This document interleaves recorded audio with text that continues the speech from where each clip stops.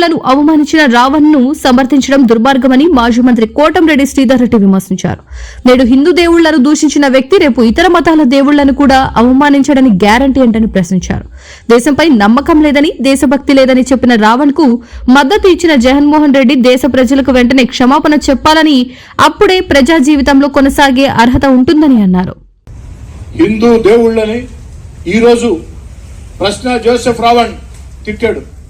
రేపటి రోజు ఇలాంటి వ్యక్తులు జీసస్ క్రీస్తుని తిట్టని గ్యారంటీ ఏమీ లేదు.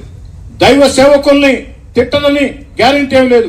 మరో రోజు మహమ్మద్ ప్రవక్త గారి మీదో, అల్లా మీదో, లేకుంటే ఇస్లాం మత విశ్వాసాల మీదో విమర్శించడం చెప్పని గ్యారంటీ ఏమీ లేదు.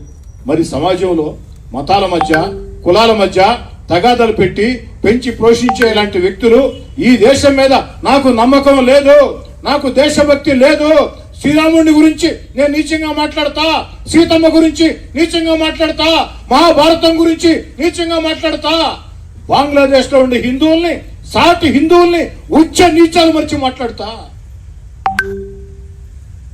అలాంటి వ్యక్తిని జోసెఫ్ ప్రశ్న రావణ్ జగన్మోహన్ రెడ్డి గారు మీరు సమర్థించటం దుర్మార్గం, దారుణం.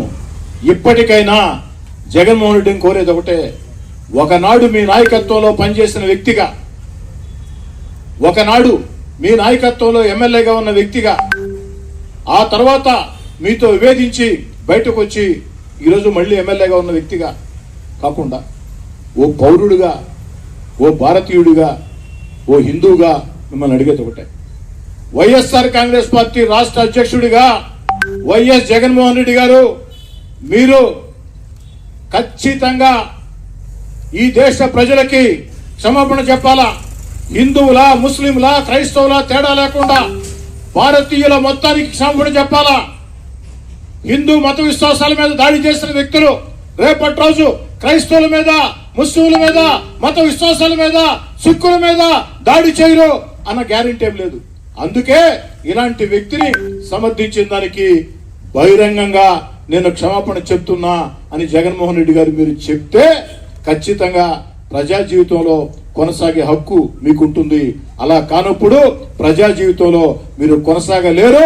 మీ ప్రజా జీవితంలో మీ యొక్క రాజకీయాలకి ప్రజలే ఖచ్చితంగా ఫుల్ స్టాప్ పెడతారు, కామా కాదు ఫుల్ స్టాప్ పెడతారని చెప్పని తెలియజేస్తుంది.